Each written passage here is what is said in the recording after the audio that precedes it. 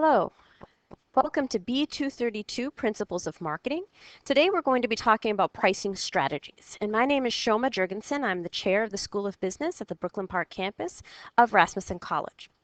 Before we get started with this particular unit, let's talk about the learning objectives for today's lesson. So at the end of this unit, you'll be able to, one, explain pricing's role in the marketing mix.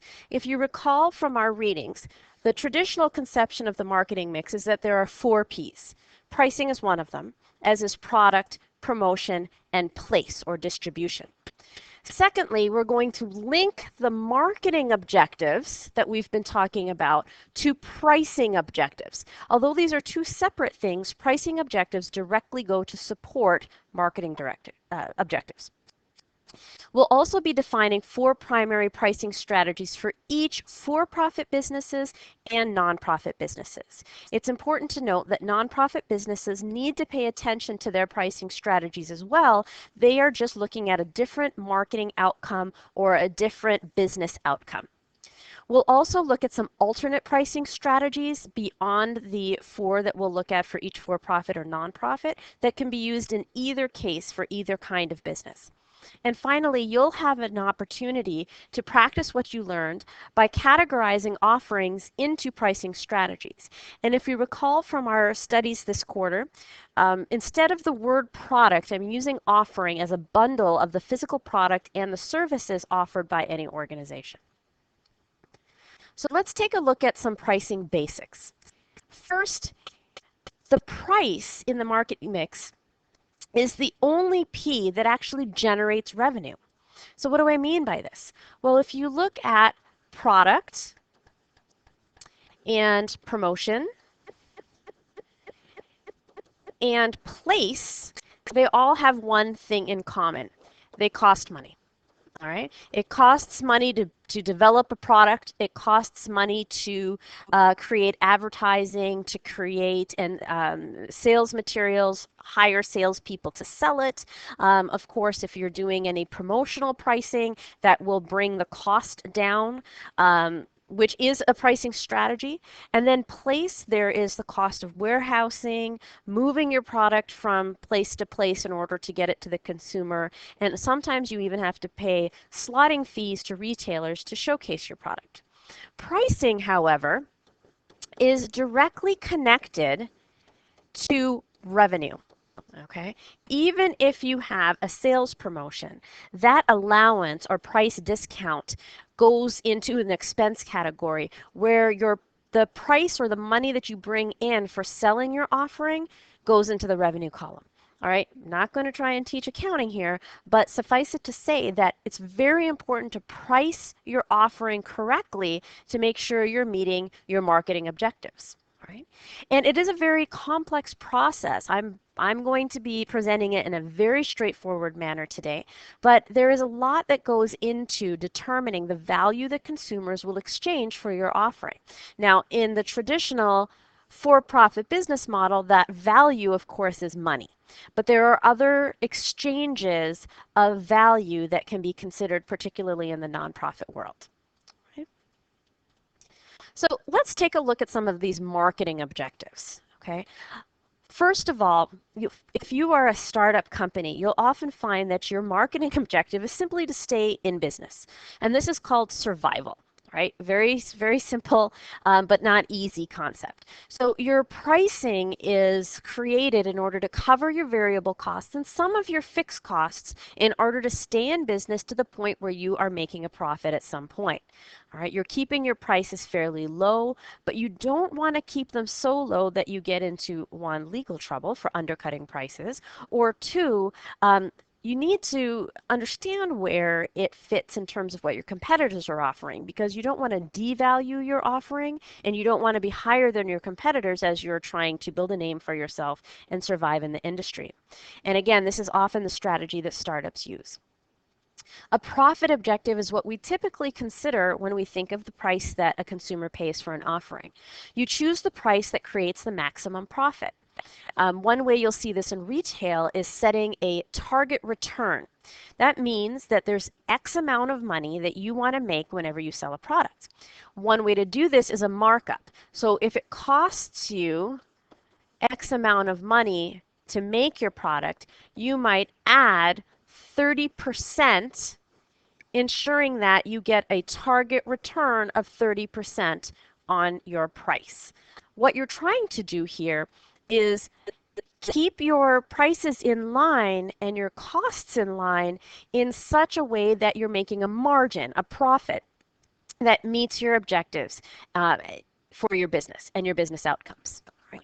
Another way to look at pricing is pricing for volume. Right? This is when you're using pricing to increase sales volume. So you're not as worried about every little thing you sell because you make more money with volume. Right? This is really true of Walmart. Walmart knows that it takes a lower margin. Its prices are less. And a margin here, margin is another way to say profit. Okay?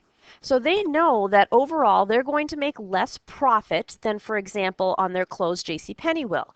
However, they know that they can increase their sales volume with their pricing strategy, and since they sell more, they make more. This is one way to maintain or increase your market share. So if you look at your market and at this X amount of dollars, you have about a quarter of the market. If you drop your price by 1 or 2%, you might be able to gain more of that market or sell more volume and increase your market share.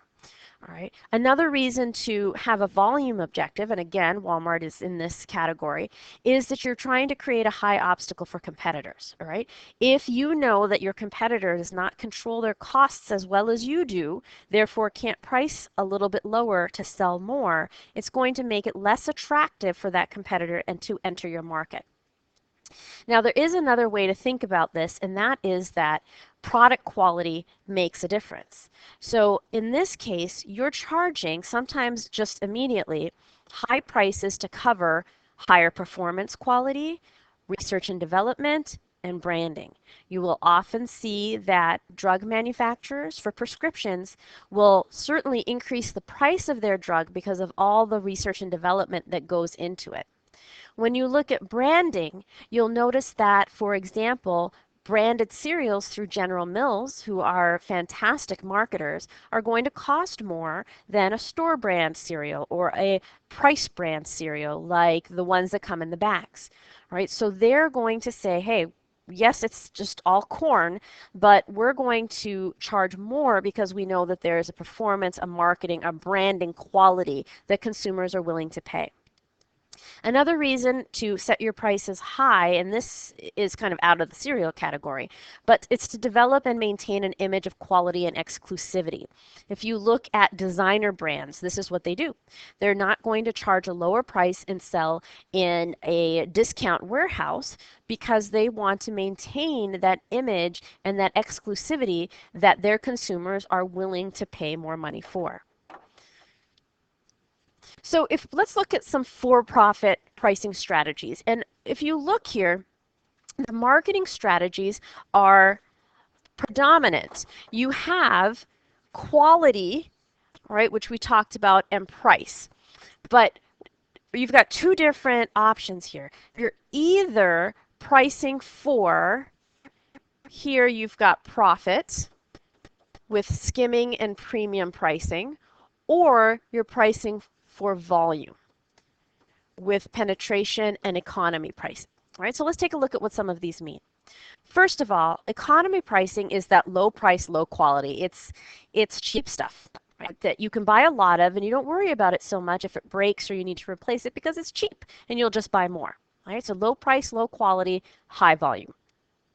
Premium pricing, and I'm kind of looking at these extremes right now, either the premium or the economy, and the premium pricing will have a high price for a high quality good.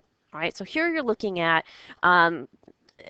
for example, designer shoes. Okay, you know that it's high quality, you're willing to pay the high price as a consumer, and the business knows that they're looking for profit and image. Okay, they're not going for volume. You're not going to sell as many high-priced shoes as you will at Payless Shoe Source, but that's okay because Payless makes it up on volume. All right, so that's where we look at penetration. Now, although penetration is included in the high quality, low price, it doesn't always mean like the lowest price.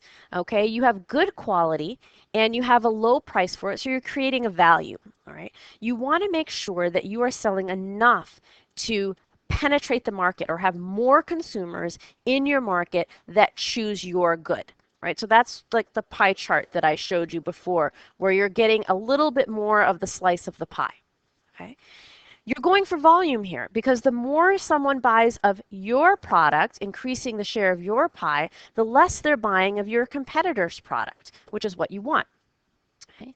Skimming is a profit objective, and although it says low quality, high price, it's kind of in that quadrant is limited. It's actually good quality stuff with a high price. Now, why would you do this? Okay, if I'm saying here that it's a profit motive, what you're trying to do is if you're an innovative company, you get your innovation out there, for example, the first time a digital phone came out. Okay, or let's use the Wii for an example. First time the Wii comes out, nobody has anything like it.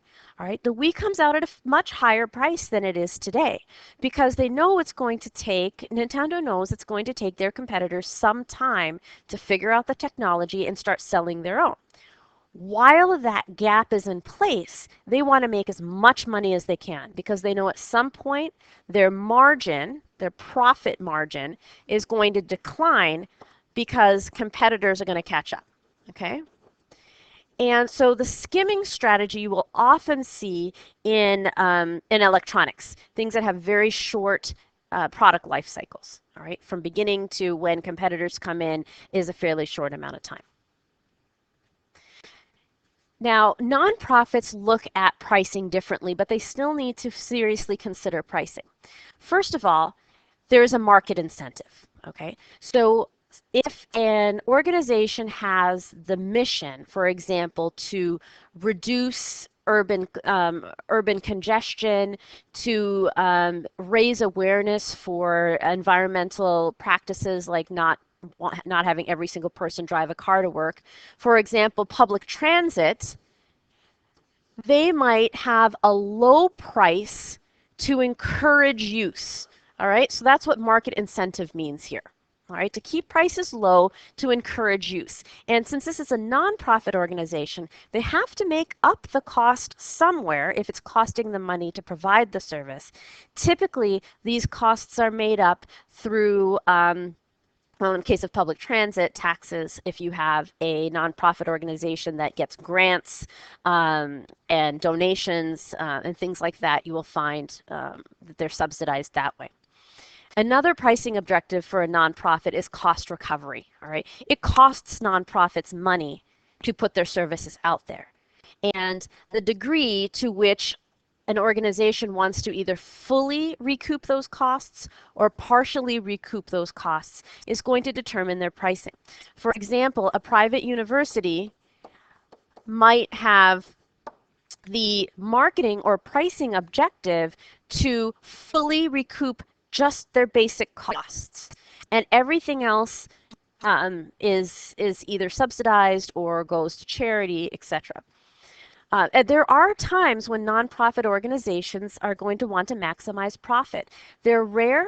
They're typically event specific. A really good example of this are fundraisers with like $100 a plate fundraisers, or a fundraiser where they're selling a table and they're charging like 80 bucks per seat, and it's a table of 8 or 10. And so they're making X amount of money, and that money is going toward funding their services and their mission. Okay. And there are volume objectives as well. For example, the Minnesota Orchestra has the objective that they want to either fully or partially cover their costs by ensuring that their concerts are as completely attended as possible.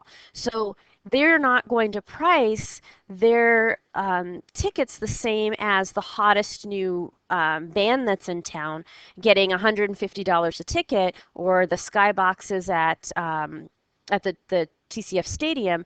They want to keep it so that the seats get filled and part of their costs are recouped so that they can fulfill their mission of bringing classical music to new generations. There are alternative pricing strategies, and these kind of go under each other. First is promotional strategy. All right, so this is a shorter term strategy. For example, a sale. If you go to Payless shoe stores, you might find a BOGO sale, right? Buy one, get one. This isn't a long-term strategy. This is something that's used to boost sales in a short amount of time to increase volume, but not necessarily profit, all right? Because you're cutting your prices. There's a geographical pricing strategy that says that there is a variation in demand and or operational costs, okay? So we're Brooklyn Park, Minnesota. We're quite a ways away from the coasts. So if I go to Red Lobster and order a lobster tail, it's going to cost me a lot more for that lobster tail than if I bought it in Maine. Why? Because someone has to bring it inland to me, and that costs money, right? Another variation in geography and pricing is a variation in demand. For example, it costs a whole lot more to buy real estate in Japan where there is a limited amount of real estate available. Right? But if you're looking for real estate in a more rural area, you will get a lot more for your price because there's less demand for it. Right? Finally, there are external factors that can play a role in creating value pricing. And this tends to be a little bit longer term. This is not the same as a sales promotion. Things like a recession or an increase in competition can cause, for example, a fast food restaurant to create a value menu.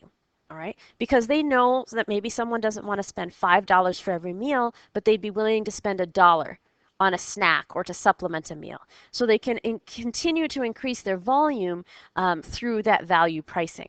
Okay. Target, this isn't their official logo, of course, but Target now has these aisles where you can buy $1 goods. All right.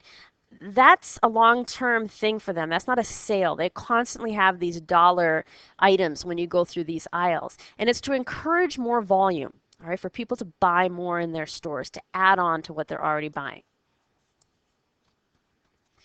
Now, again, I want to say how closely linked price is to the other three P's. All right.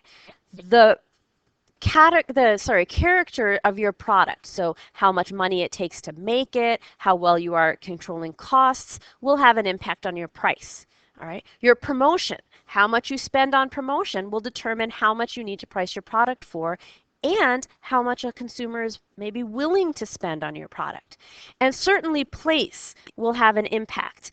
I know that it costs like $1.25 to get a candy bar in the vending machines, which is one channel of distribution at my school. However, I can go to a Walgreens and buy a 4-pack or a bag of little chocolate bars where the whole thing costs me maybe $3, $4. So the distribution channel also plays a role in what you price that particular good for. So now here's your chance to give yourself a try at figuring out where you might strategically place certain offerings. All right, so I would like you to take this list and write next to it whether you think it would be an A, B, C, D, E, F, or G. All right, and so Walmart store brand soup, Hampton Inn tries to fill rooms in the winter, iPad 3, Subway promotes a dollar breakfast menu, Lexus Coach Edition, 2-bedroom apartment in New York, a new fitness center opens and needs to increase market share. Each of these elements corresponds to one particular pricing strategy. Let's see how well you do. Thank you very much and look forward to talking with you more about marketing.